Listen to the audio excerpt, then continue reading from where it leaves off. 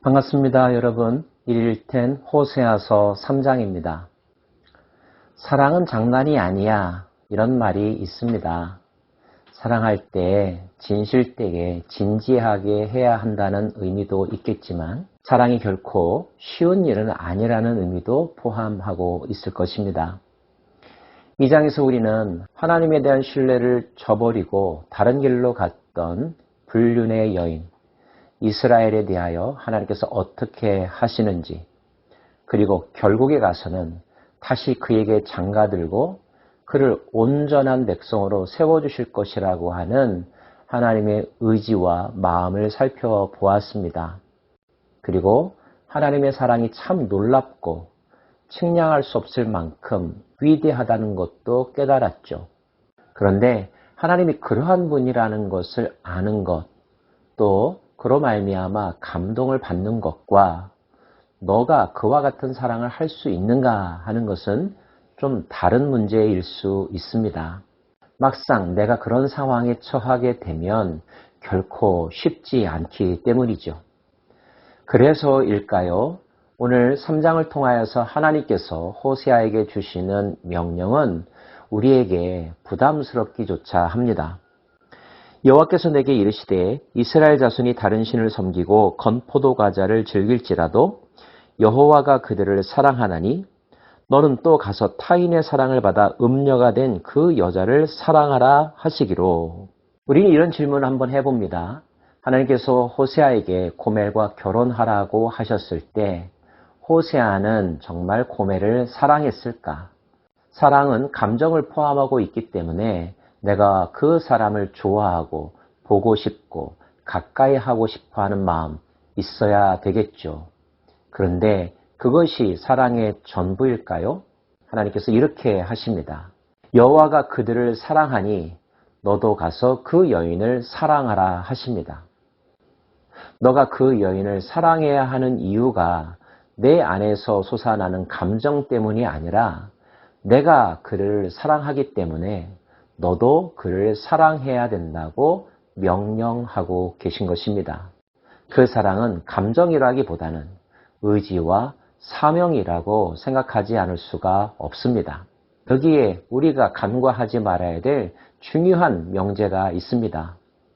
우리가 좋아하는 사람들만 사랑한다면, 그리고 나에게 잘해주는 사람만을 사랑한다면 그것을 사랑이라고 말할 수 있을까요?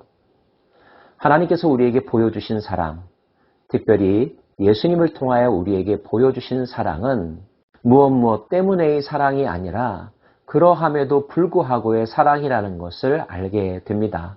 자격이 없음에도 불구하고 기대할 것이 없음에도 불구하고 사랑하사 구해주시고 영생의 자리로까지 이끌어 가시는 하나님의 마음 말입니다.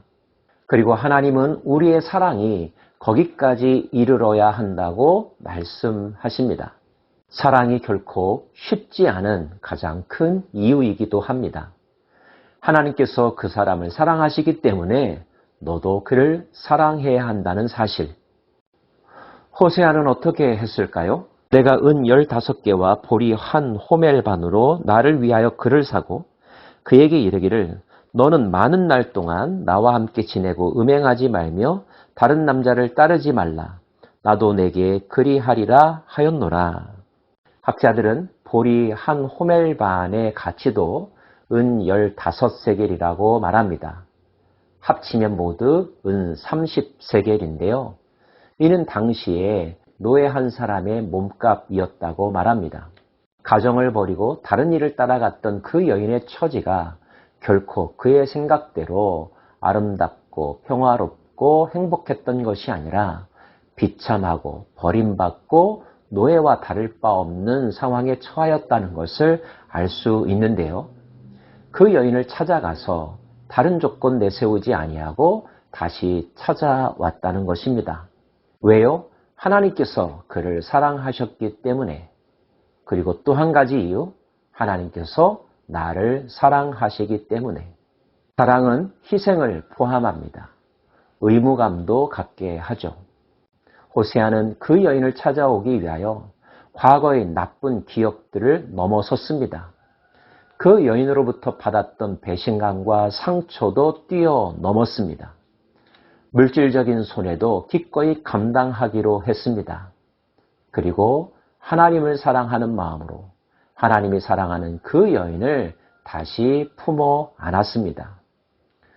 우리가 이 세상에 살아가면서 이웃을 사랑해야 한다면 그 사랑의 이웃 또한 마찬가지입니다. 주고 받을 것이 있어서가 아니라 그 사람의 외모가 내 마음에 들어서가 아니라 하나님께서 그를 사랑하시기 때문에 하나님께서 그를 포기하지 않으셨기 때문에 나 또한 그를 포기해서는 안 된다는 거죠.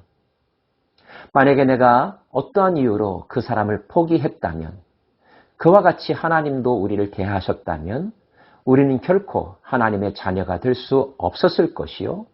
하나님의 나라도 경험할 수 없을 것입니다. 가장 자격이 없었던 사람은 바로 나 자신이었습니다.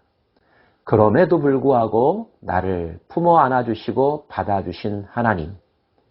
그 사랑에 정말로 감동했다면, 그 사랑이 정말로 감사하다면 그 사랑이 우리에게 명령하시는 바, 우리도 또한 하나님과 같은 마음으로 누군가를 사랑해야 할 것입니다. 그리고 그 사랑의 관계를 유지하기 위하여 성실의 의무를 다해야 하겠죠. 음행하지 말고 다른 남자를 따르지 말라고 요구할 뿐만 아니라 자신도 또한 다른 마음을 품지 않겠다고 다짐하고 그것을 지켜가는 것. 이것이 사랑의 관계 유지를 위하여 반드시 필요한 것이 아닐까요? 하나님은 2장의 이야기를 통하여서 하나님이 어떤 분인지를 알라고 말씀하시고 3장의 이 명령을 통하여서 너도 하나님의 마음을 가지고 살라고 명령하시는데 우리는 여기에서 사랑이란 무엇인가를 다시 한번 생각하게 되고 사랑하면서 사는 것이 하나님의 뜻이라는 것도 마음에 품게 됩니다. 이어서 하나님은 이스라엘 백성들이 겪을 일들 그리고 그 일들 이후에 그들에게 찾아올 새 세상에 대하여 다시 한번 말씀하시는데요. 이스라엘 자손들이 많은 날 동안 왕도 없고 지도자도 없고 제사도 없고 주상도 없고 에봇도 없고 드라빔도 없이 지내다가 왕도 없고 지도자도 없다면 정치적, 행정적 혼란, 무주공산의 상태가 계속된다는 뜻이겠죠? 제사도 없고 주상도 없고 제사도 지낼 수도 없고 제사장도 없는 것. 종교적인 혼란과 암흑기를 겪게 될 거라는 것입니다. 에봇도 없고 드라빔도 없고 하나님의 뜻을 구하기 위하여 사용하는 에봇 그리고 각 가정에서 그들이 섬겼던 가정 수호신 이 모든 것들이 없다라는 것입니다. 어떠한 종교적 행위도 심지어 그들이 민속 종교처럼 섬겼던 우상조차도 섬길 수 없는 암흑기가 그들에게 온다는 거죠. 역사적으로는 아수르로 말미암아 그 나라에 엄청난 시련이 오는 것을 상징하는 것으로 해석합니다. 하지만 그것이 끝이 아니라는 것도 다시 한번 말씀하시죠. 그 후에 이스라엘 자손이 돌아와서 그들의 하나님 여호와와 그들의 왕 다윗을 찾고 마지막 날에는 여호와를 경외함으로 여호와와 그의 은총으로 나아가리라. 그들이 많은 것을 잃은 다음 깨닫고 하나님께로 돌아와 하나님을 찾고 메시아를 갈망하는 때가 올 것이다. 그리고 때가 차면 모두 하나님 앞에 나와 경배하는 회복의 날을 맞이할 것이다.